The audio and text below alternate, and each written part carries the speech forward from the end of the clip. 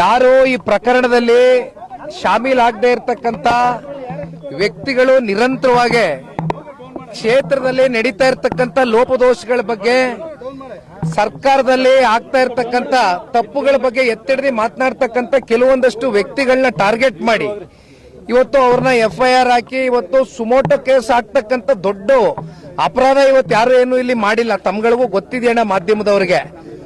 ಆದ್ರೆ ಇದು ಟಾರ್ಗೆಟ್ ರಾಜಕಾರಣ ನಡೀತಾ ಇದೆ.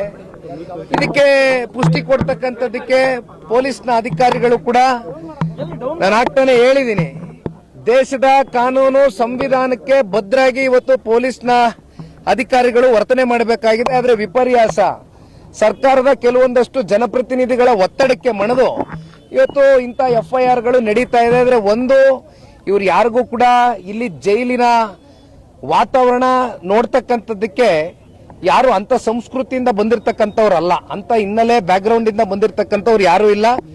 ಅವ್ರ ಕಣ್ಣಲ್ಲಿ ಒಂದು ನೋವಿದೆ, ಅವ್ರ ಕಣ್ಣಲ್ಲಿ ಒಂದು ಭಯವೂ ಕೂಡ ಕಾಡ್ತಾ ಇದೆ. ನಾನು ಇಲ್ಲ ಅಂತಕ್ಕಂಥದ್ದು ಹೇಳೋದಕ್ಕೆ ಇಚ್ಛೆ ಪಡೋದಿಲ್ಲ. ಯಾಕಂದ್ರೆ ಯಾವುದೇ ಒಬ್ಬ ಒಳ್ಳೆಯ ಬದುಕನ್ನ ಕಟ್ಕೊಂಡಿರ್ತಕ್ಕಂಥ ವ್ಯಕ್ತಿ, ಗೌರವಯುತವಾಗಿ ಜೀವನ ಮಾಡಿರ್ತಕ್ಕಂಥ ಒಬ್ಬ ಸಾಮಾನ್ಯ ಪ್ರಜೆನ ಈ ರೀತಿ ಟಾರ್ಗೆಟ್ ಮಾಡಿ ನೀವು ಒಳಗಡೆ ಹಾಕಿದಂತ ಸಂದರ್ಭದಲ್ಲಿ ಅವನಲ್ಲಿ ಮತ್ತೆ ಅವರ ಕುಟುಂಬಸ್ಥರ ಮೇಲೆ ಯಾವ ರೀತಿ ಒಂದು ಆಘಾತ ಉಂಟಾಗಿದೆ ಅಂತಕ್ಕಂಥದ್ದು ಅವರಲ್ಲಿ ಒಂದು ಭಾವನೆಯನ್ನು ವ್ಯಕ್ತ ಆಗಿದೆ. ಹಾಗಾಗಿ ಇವತ್ತು ಅವ್ರಿಗೆ ಭೇಟಿ ಮಾಡಿ ನಮ್ಮ ಶಿಡ್ಲಘಟ್ಟ ರವಿ ಅಣ್ಣ ಅವರು, ಈ ಭಾಗದ ಶಾಸಕರು ಮತ್ತೆ ಮಾಜಿ ಶಾಸಕರಾಗಿರ್ತಕ್ಕಂಥ ಕೃಷ್ಣಾಡಿ ಸಾಹೇಬರು ಸೇರಿ ಅನೇಕ ಜನ ನಾವು ಮುಖಂಡರು ಬಂದು ಅವರಿಗೆ ಧೈರ್ಯವನ್ನು ತುಂಬಿದ್ದೇವೆ. ಅವ್ರ ಮನೆಗಳಿಗೆ ತೆರಳ್ತೇವೆ, ಅವರ ಕುಟುಂಬದ ಸದಸ್ಯರ ಜೊತೆನೂ ಕೂತು ಚರ್ಚೆ ಮಾಡ್ತೇವೆ.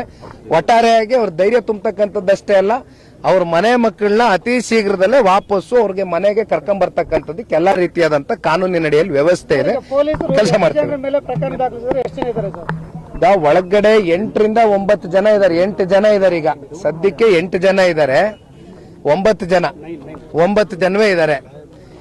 ಇನ್ನ ಹೆಚ್ಚು ಕಮ್ಮಿ 150 ಜನರ ಮೇಲೆ FIR ದಾಖಲಾತಿ ಮಾಡಿದ್ದಾರೆ ಅಂತ ಹೇಳ್ತಾರೆ. ಆದ್ರೆ ಒಂದು ನೀವು ಅರ್ಥ ಮಾಡ್ಕೋಬೇಕಾಗಿರ್ತಕ್ಕಂಥದ್ದು, ಪ್ರಚೋದನಾಕಾರಿಯಾದಂತ ಹೇಳಿಕೆಗಳು ಕೊಟ್ಟು ಈ ರೀತಿ ಪ್ರಚೋದನೆಯನ್ನ ಮಾಡಿ ಉದ್ದೇಶಪೂರ್ವಕವಾಗಿ ಒಳಗಡೆ ಹಾಕ್ಸಿರ್ತಕ್ಕಂಥ ಆ ವ್ಯಕ್ತಿನ ಇಲ್ಲಿವರೆಗೂ ಕೂಡ ಯಾರು ಕೂಡ ಪ್ರಶ್ನೆ ಮಾಡ್ತಾ ಇಲ್ಲ. FIR ಯಾರ ಮೇಲೆ ದಾಖಲಾಗಬೇಕು ಅಂತಕ್ಕಂಥದ್ದು ಬಹುಶಃ ನಿಮಗೂ ಗೊತ್ತಿದೆ, ನಮಗೂ ಗೊತ್ತಿದೆ. ಆದ್ರೆ ಇವತ್ತು ಸರ್ಕಾರ ಈಗ ಪ್ರಚೋದನೆ ಮಾಡಿದಂತವ್ರು, ಅವರು ಕೆಂಪೇಗೌಡರ ಜಯಂತಿ, ಕೆಂಪೇಗೌಡರು ನಾಡಿನ ಪ್ರಭುಗಳು. ಅವರು ಯಾವತ್ತೂ ಒಂದು ಜಾತಿ ಜನಾಂಗ ಧರ್ಮಕ್ಕೆ ಸೀಮಿತವಾಗಿ ಬದುಕನ್ನ ಕಟ್ಕೊಡ್ಲಿಲ್ಲ. ಬದಲಾಗಿ ಎಲ್ರಿಗೂ ಕೂಡ ಸರ್ವ ಜನಾಂಗದ ನಾಯಕರಾಗಿ ಕೆಂಪೇಗೌಡರು ನಮ್ಮ ಬೆಂಗಳೂರು ನಗರವನ್ನ ಕಟ್ಟದಂತವ್ರು.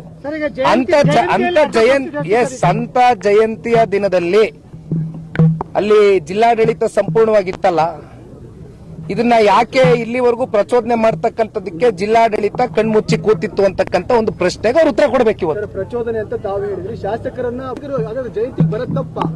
ನೋಡಿ, ನಾನೊಂದು ಮಾತು ಹೇಳ್ತೇನೆ. ಕೆಂಪೇಗೌಡರ ಜಯಂತಿ ಅಂದ್ರೆ ಸರ್ವ ಜನಾಂಗಕ್ಕೂ ಸ್ವಾಗತ ಇರತಕ್ಕಂಥ ಜಯಂತಿ. ಅದು ನಾನು ಈಗ ತಾನೇ ಮಾತಾಡ್ಬೇಕಾದ್ರೆ ಹೇಳಿದೀನಿ. ನಾನು ಇಲ್ಲಿ ಯಾವ ವ್ಯಕ್ತಿ ಬಗ್ಗೆನೂ ಮಾತಾಡೋದಕ್ಕೆ ಇಷ್ಟಪಡೋದಿಲ್ಲ.